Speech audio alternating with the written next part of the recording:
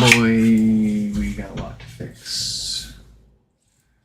1, 2, 3, 4, 5, 6, 7, 8, 9, 10, 11, 12, 13, 14 HomePods, and a main board for a monitor. This is insane. And it couldn't happen at a different time yet.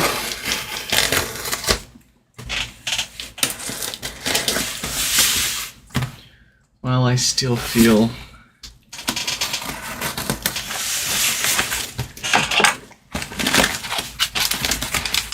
pretty crap and beat up and thrown around after the accident, but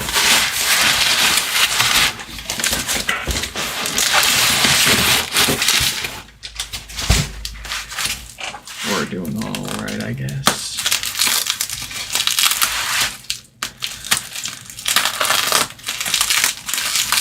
All right enough to hopefully fix a few HomePods.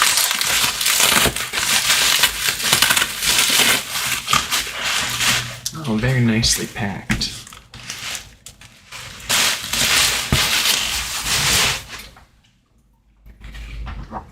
Yeah, my whole back is still sore, my neck is sore, it hurts to move my head around.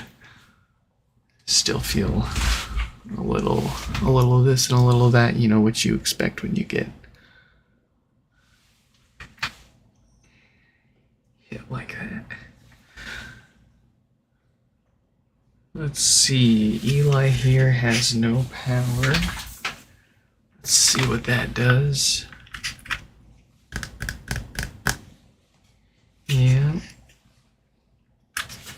Nothing there, the typical power draw at the wall, so it looks like the usual dead diode. Let's get everything resituated here.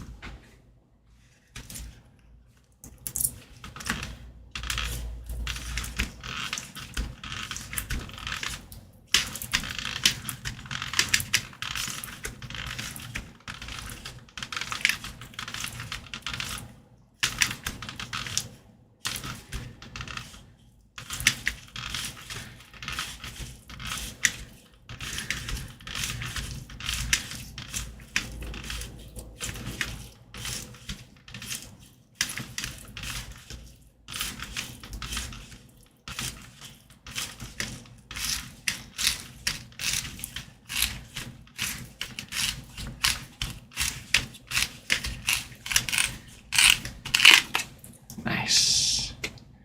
Let's clear those volume buttons so they shine through nice and even when we go to put this back on.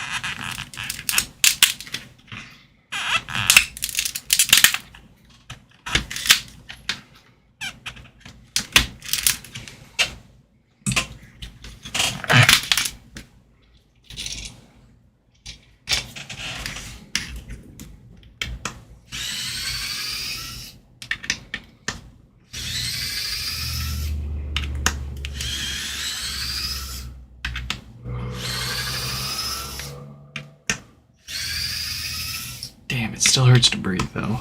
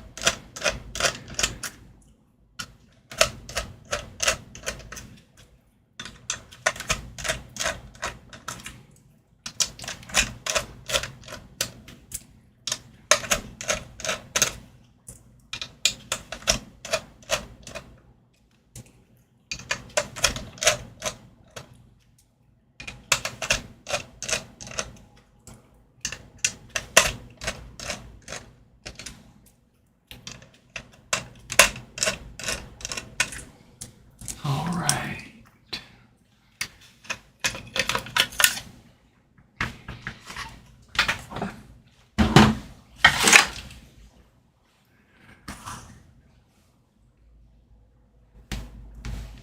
Get a good stretch. Oh, a couple of pops.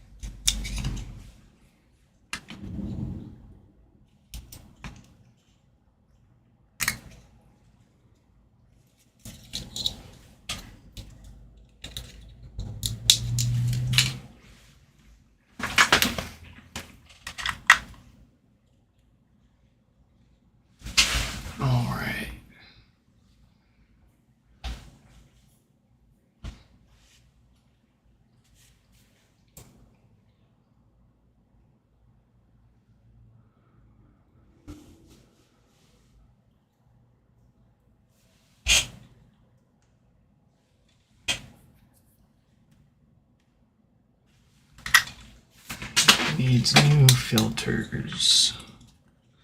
That's frustrating.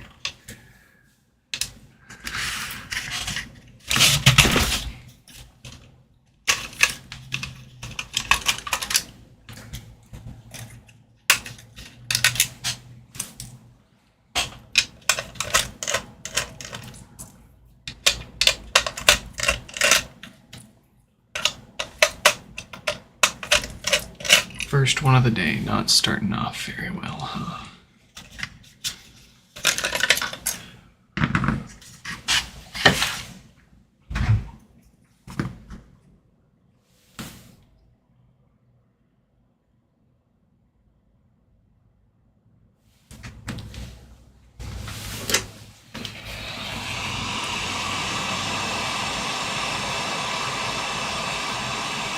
We'll get it fixed up though.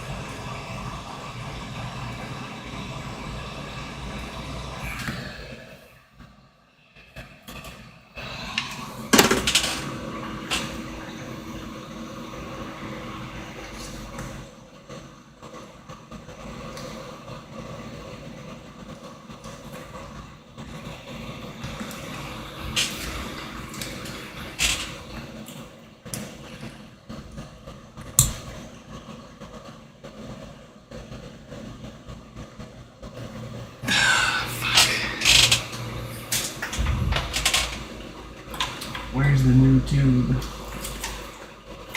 I bought a whole new tube.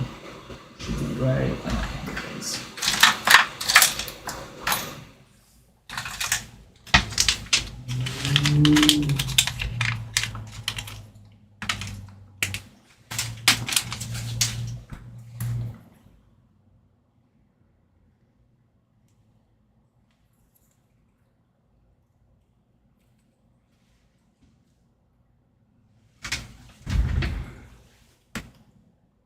Oh, that's way too fucking much. Rip.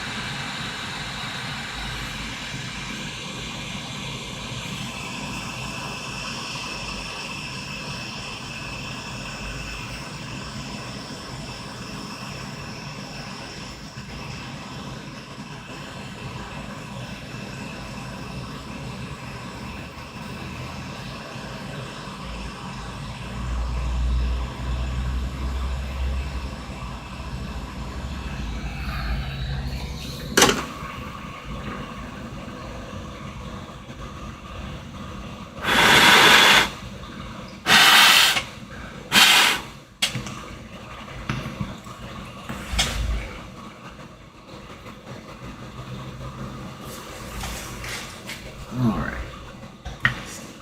We can finally put this thing back together.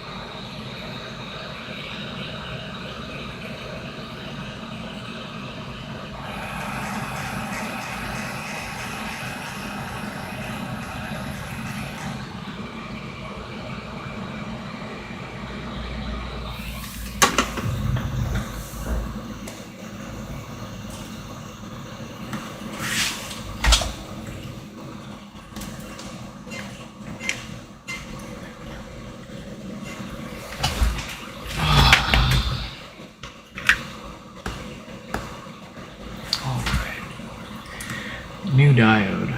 Fresh filters to boot. That's gonna be one happy home.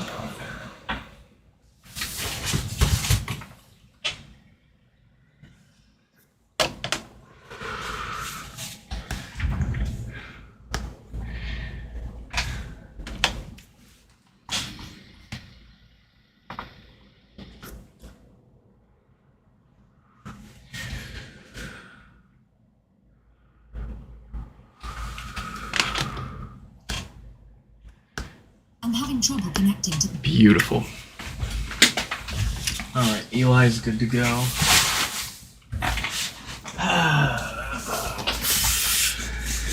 We've now got Preston here.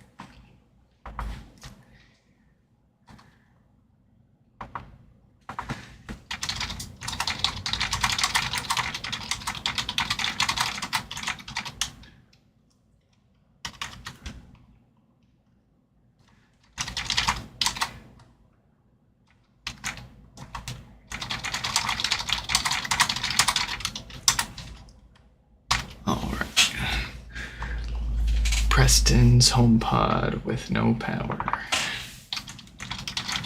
I need to get some water really quick before we get started on this.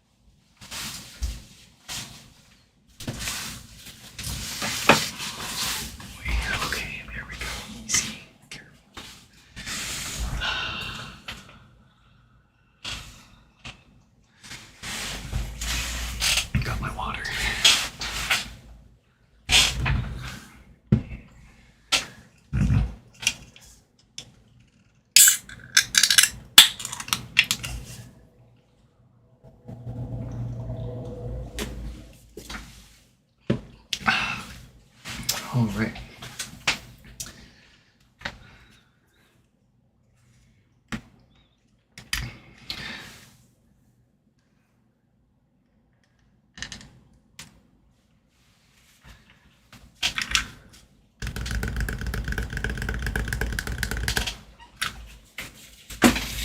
Watts at the wall, so it looks like another dead diode. Let's take a peek.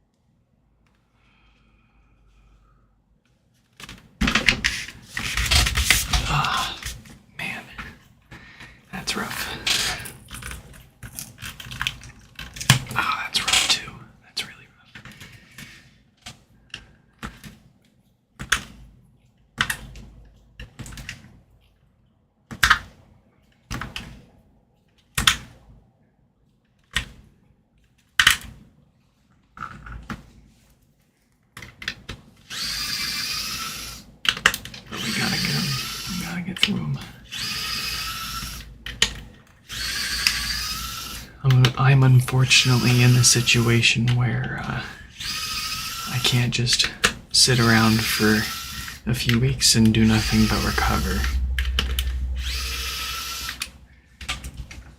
I've got quite literally, upwards of 4 to 6 months worth of people sending home pods in, and they're showing up every day. So it's insane. Sometimes I'll respond to somebody after they ask if they can send it in for repairs, and literally 6 months later it'll show up. And it didn't take long to ship it. It just, they didn't get around to shipping it for a long time. So I can't just tell everybody, yo, got in a car accident, I'm gonna be out for a few weeks until I recover. Because then, A, everybody will have to wait until I finish recovering to even start touching their HomePods, and B, imagine how many HomePods would start backing up if I didn't touch any of them for 2 weeks, even if I put an announcement out. It just, in the past 3 or 4 days, I've been trying to take it easy, and we're already 10 to 14 behind right now. There's just no room for me to do nothing.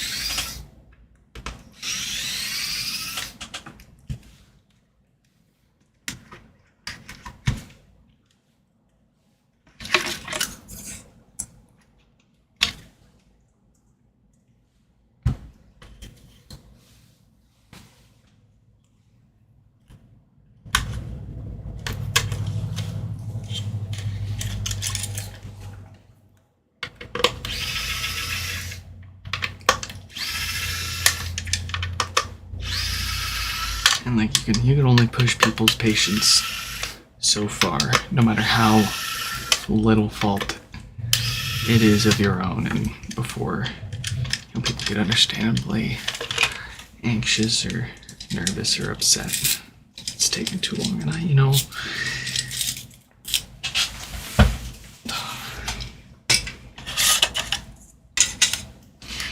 was one of the most satisfying things in the world for me to be able to fix people's HomePods the same day that they got delivered, and being able to ship them out the next day. That was the satisfaction that brought people alone was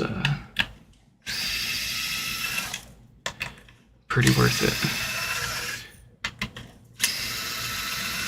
But right now, this is just, all of this is just pure stress.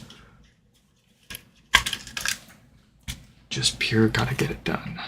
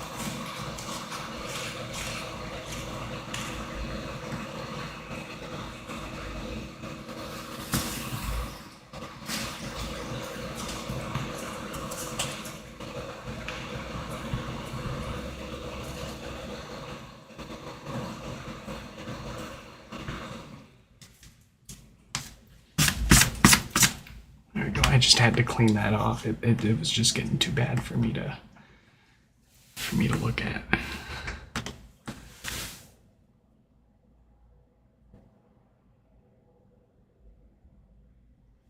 Okay.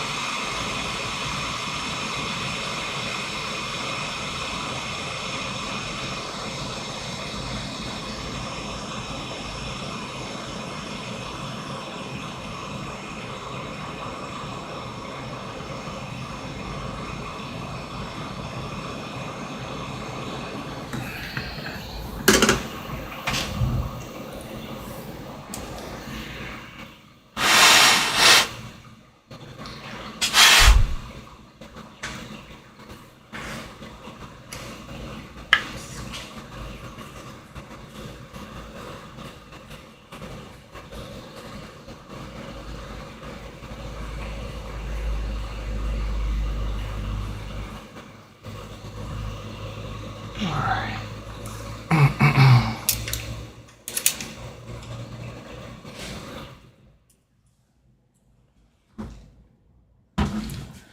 Oh, someone's here to drop off their home pod. We will be. Well, it looks like they're still pulling up, so I'm gonna wait for them to.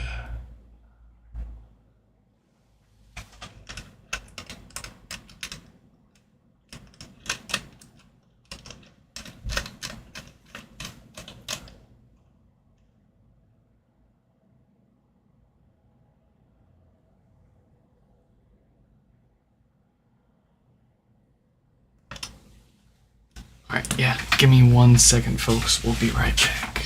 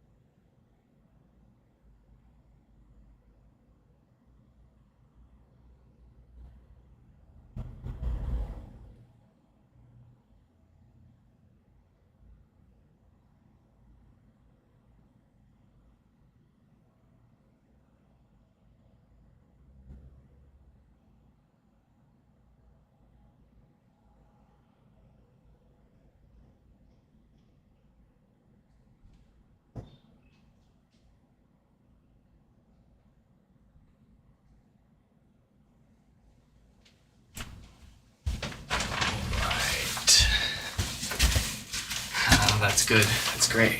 We had another HomePod just get dropped off. So if you're ever worried about business not being good, don't you ever worry about that. I would say it's too good for us to keep up right now.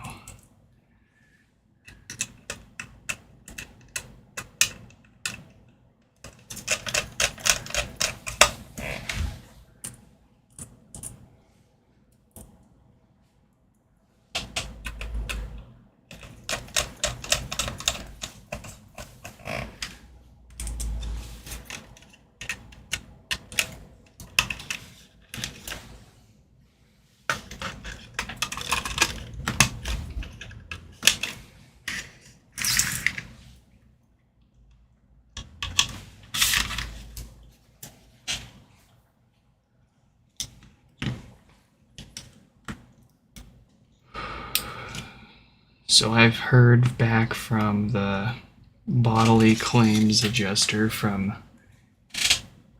the at-fault parties insurance, and this happened 5 days ago, and they still have an outright admitted fault for running a red light, being recorded on a traffic camera and all that. But I haven't heard back from the property damage adjuster yet.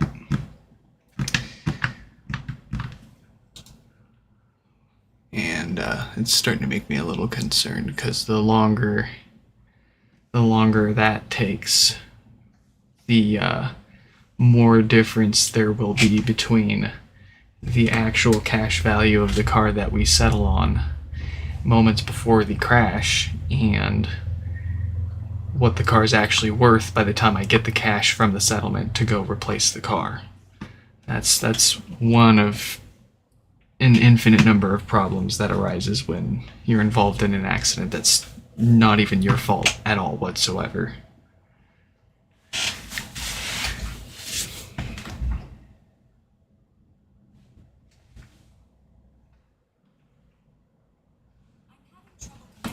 There we go.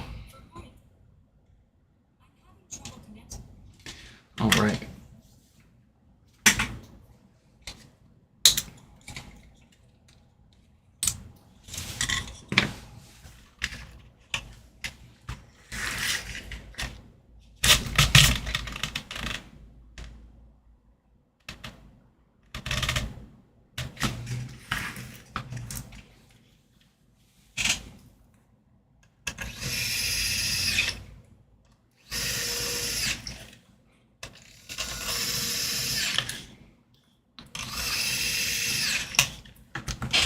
If you want to see photos of the accident and my car, you can head over to my last live stream that we did, and I showed some photos at the beginning of the stream there.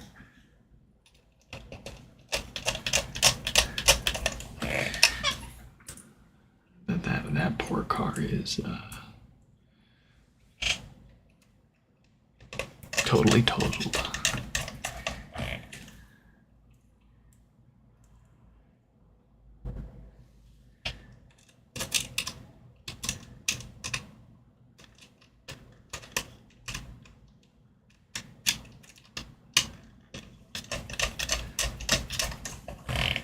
Man, as if turning 30 years old wasn't bad enough. I just lost my car, my baby. I've had that thing for 10 years. That's like a third of my life. That car's been a part of it. And like, everybody that knows me knows my car.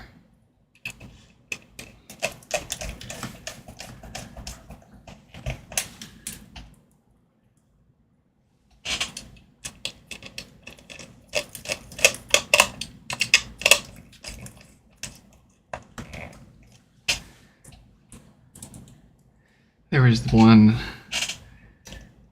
time, oh boy, I've gone through probably 5 or 6 engines in that car, and it's on its third transmission. And I remember when I was rebuilding the engine the second or third time I had blown it up, I had literally drug the engine block through the driveway into my house so that I could take it apart and clean it inside while I hung out with my wife. And then I literally rebuilt that block over the course of a few weeks in the laundry room.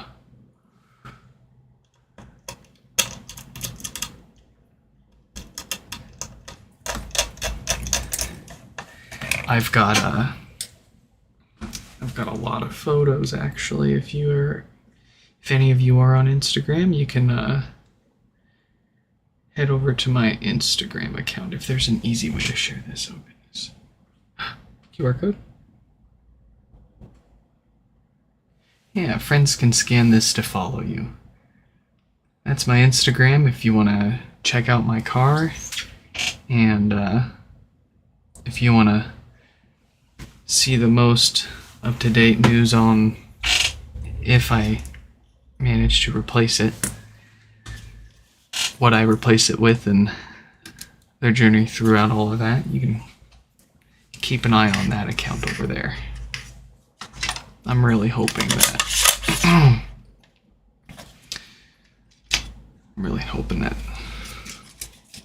this all pans out.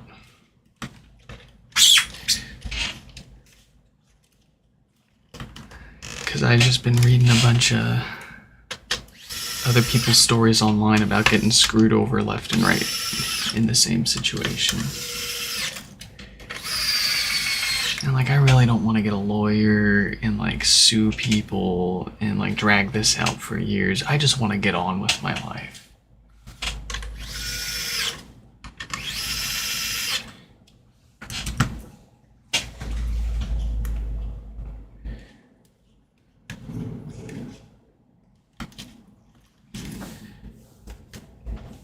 But then there's the long-term health effects that this is going to have on me too, that I have to consider. Like how does any of this work? Get a lawyer, get a lawyer, get a lawyer.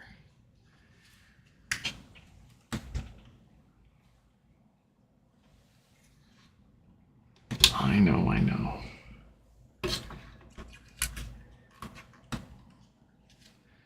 But at the same time, I talked to enough people that have said, like, honestly, if I wasn't even hospitalized right after the crash, you're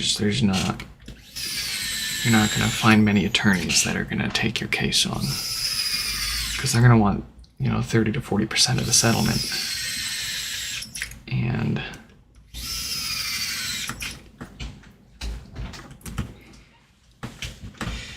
I don't know. It depends on what they come back with and what they say first. We'll go from there, I guess.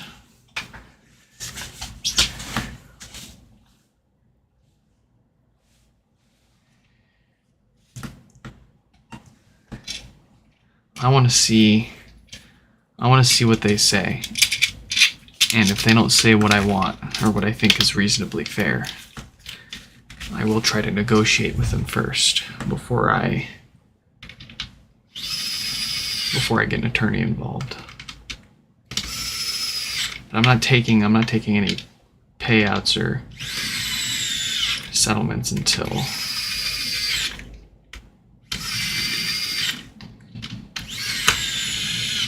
we get what's fair. Excuse me.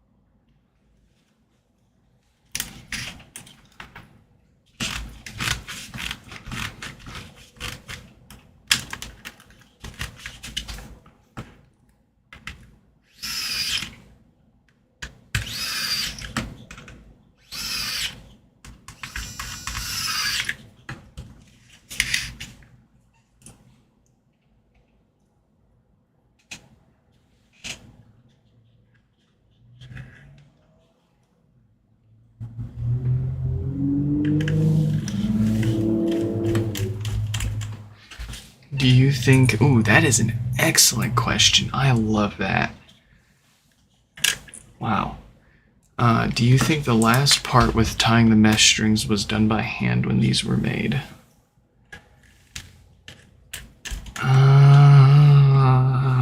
It's... I can't... You know, it's a cheap answer, but I honestly can't say for certain. Like, I give it a 50% chance that it was done by hand and a 50% chance that it was automated assembly. And I say that because, I mean, on one hand, look at what we've been able to automate in manufacturing. It's insane. But on the other hand, some of the signs and like the ways that these get put together are just telltale handmade. At least specific parts are.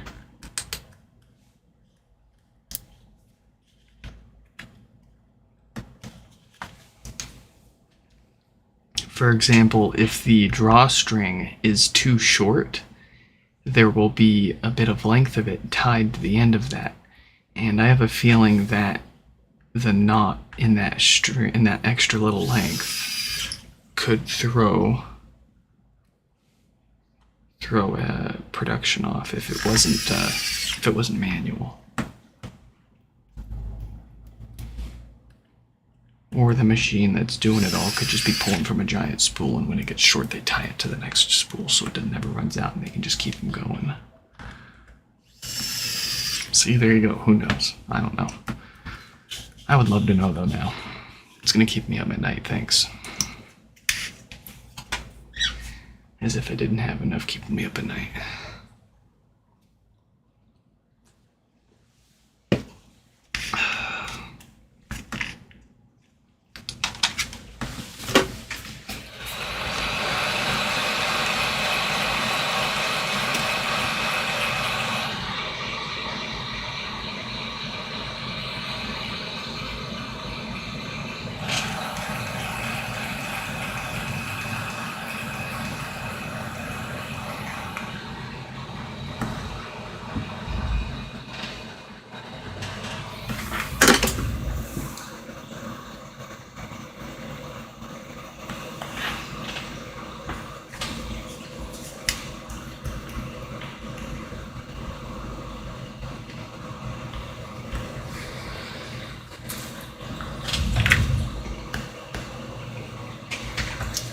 Alright, Preston's got power.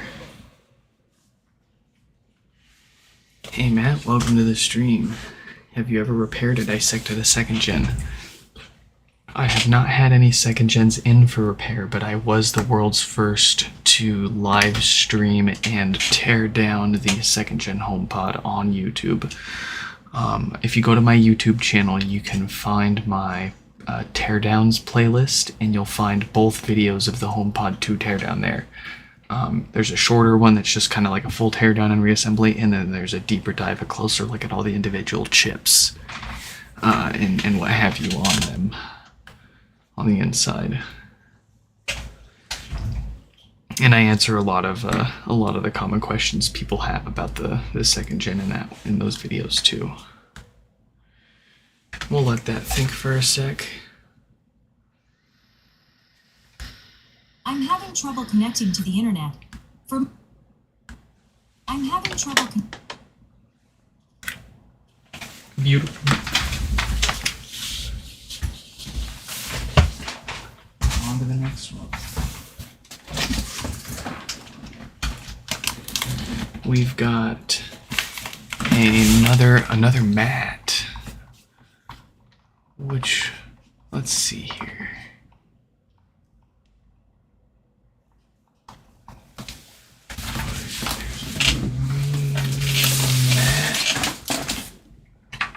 With no power.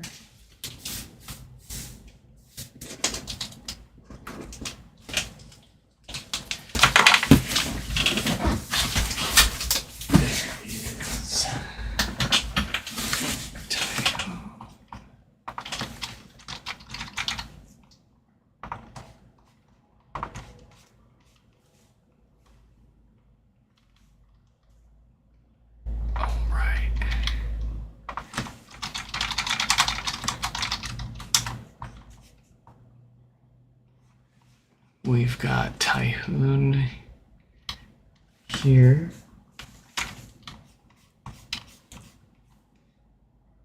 I think that's how you pronounce it. I apologize. But they've got no power. An issue we're well familiar with.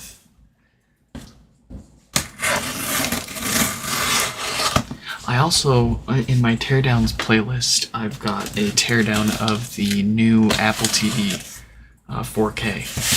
What's strange is I for the longest time I could not, and I don't think still even that there's a teardown of the newer 4K anywhere else. If there is, it would have been really recent. But for the longest time, I was the only one with a teardown for the new 4K Apple TV. It's like nobody knew the thing even existed.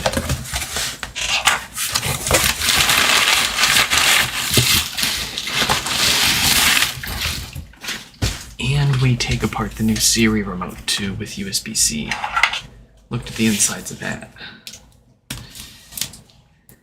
If I'm not mistaken, we compared the insides to a Lightning Siri remote too. It's all a little fuzzy now.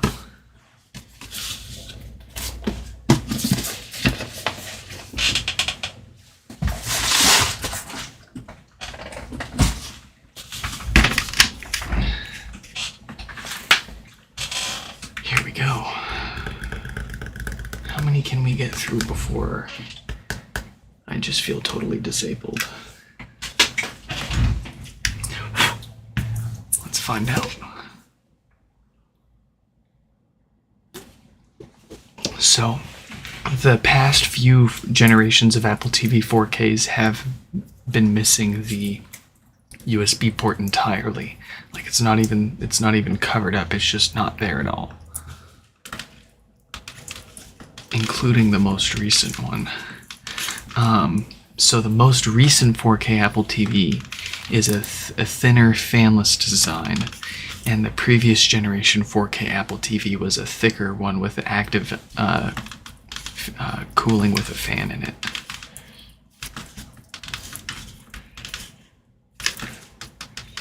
It's the easiest way to tell the difference between the two.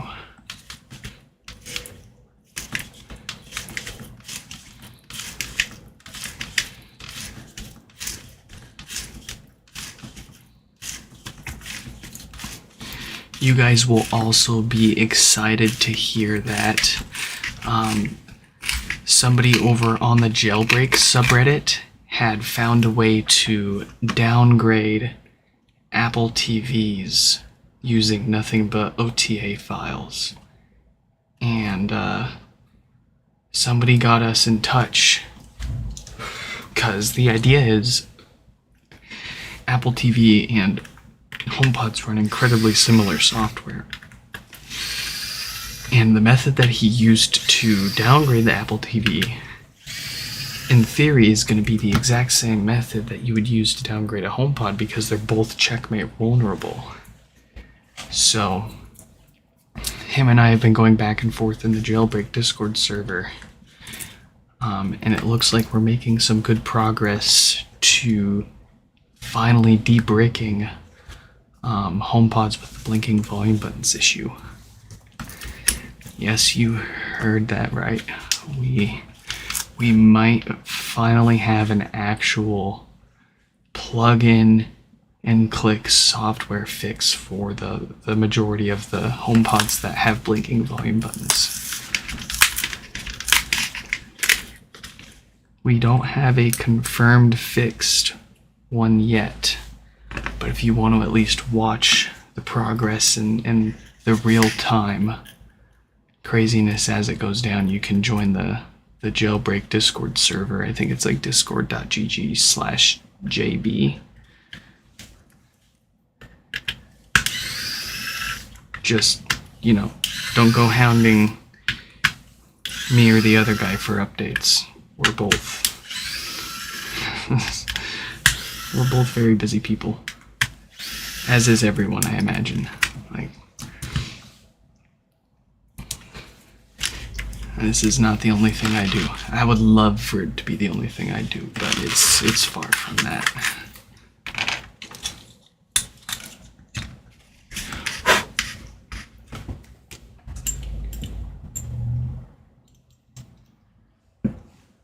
it would help easily thousands, if not tens of thousands of people if we can fix these, the blinking volume buttons. Not to mention the 50 or so bricked boards I've got sitting over right next to me right now.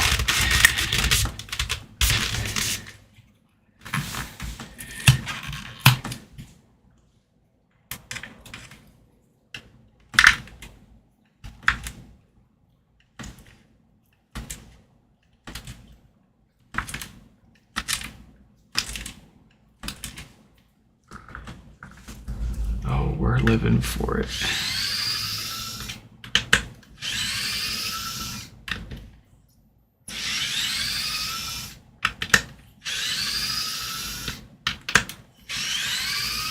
I was living for my wife, kids, and my car, but the car got totaled, so now I just got the wife, kids, and HomePods.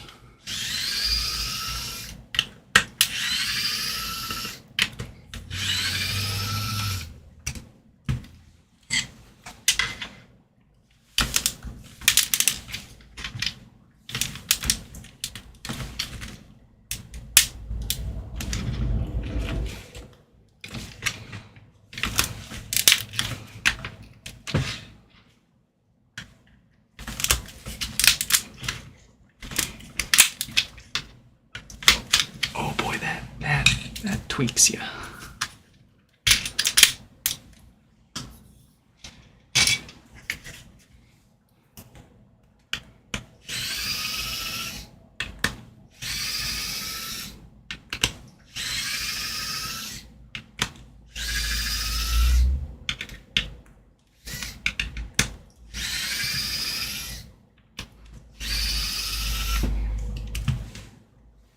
Conveniently happened after the latest software update. Boy, if I had a dollar for, if I had a nickel for, if I had a penny, if I had a half penny for every time I heard that, I could buy Apple and force them to provide a fix for us.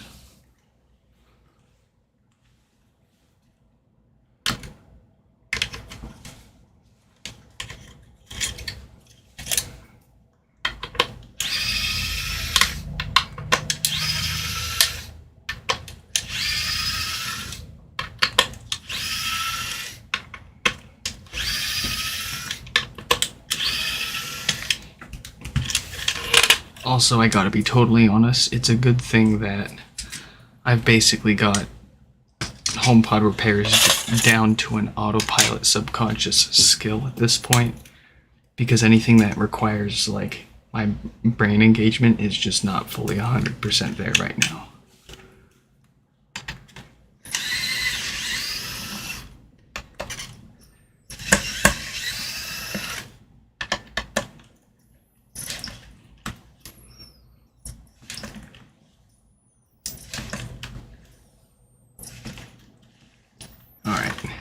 Don't challenge me.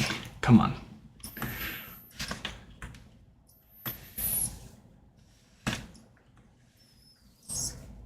Oh, come on. Super glue for thread locker. Let's go. Oh, and I'm gonna super glue their assholes shut.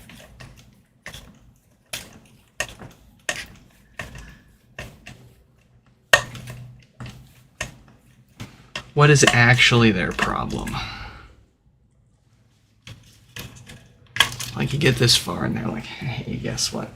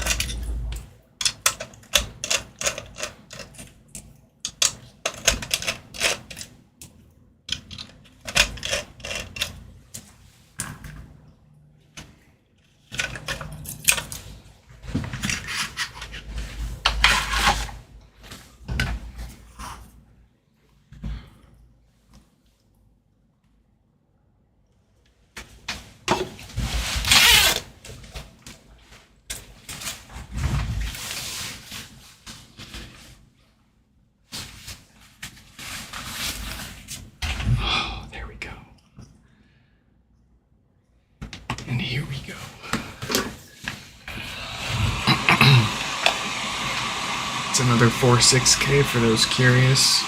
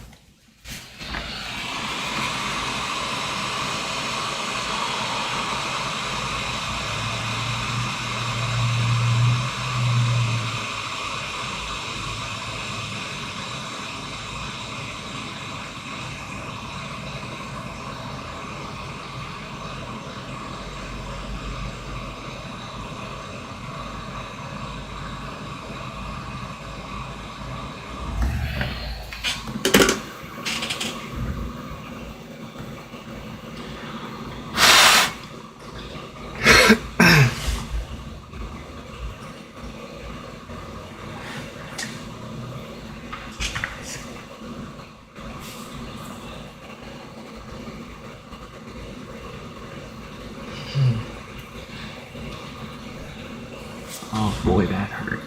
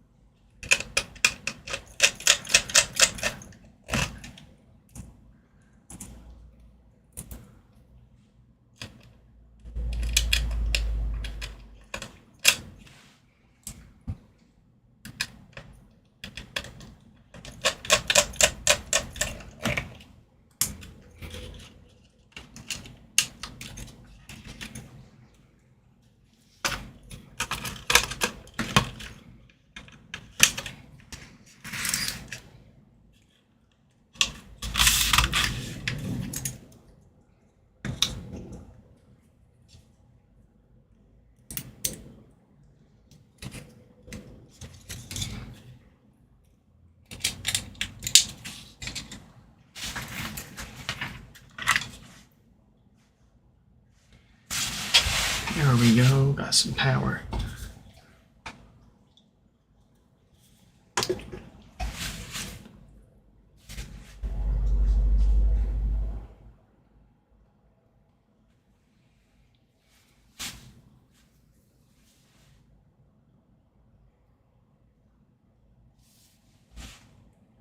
I'm having trouble connecting to the internet. Excellent.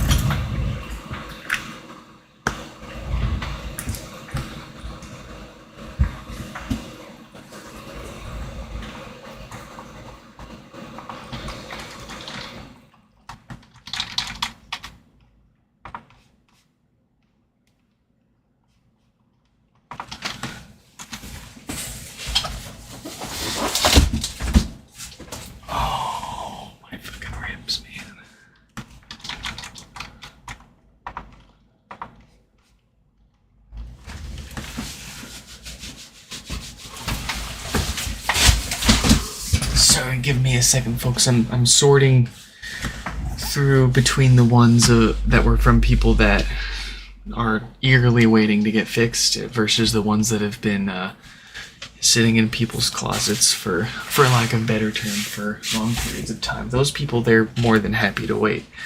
But the people who's recently died and they just sent it in and they really want to get that thing back, and I can totally get it.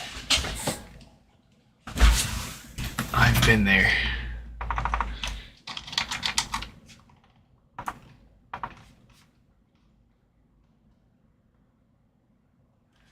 Okay.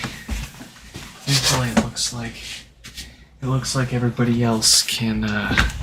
Nobody else, at least that's shown up yet, is in a huge rush. So I think we're gonna call it. We're gonna call it there. I need to get something to eat and go lay down. So. I'm having Wi-Fi. Alright, at least we got everything that seemed like that needed to get fixed right now got fixed. So, hope you all enjoyed this live stream repair. God,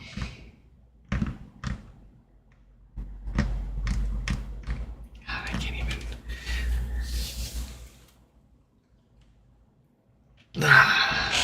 Yeah, something about some kind of outro. Honestly can't even think about it now. I'll catch you in the next one. Goodbye.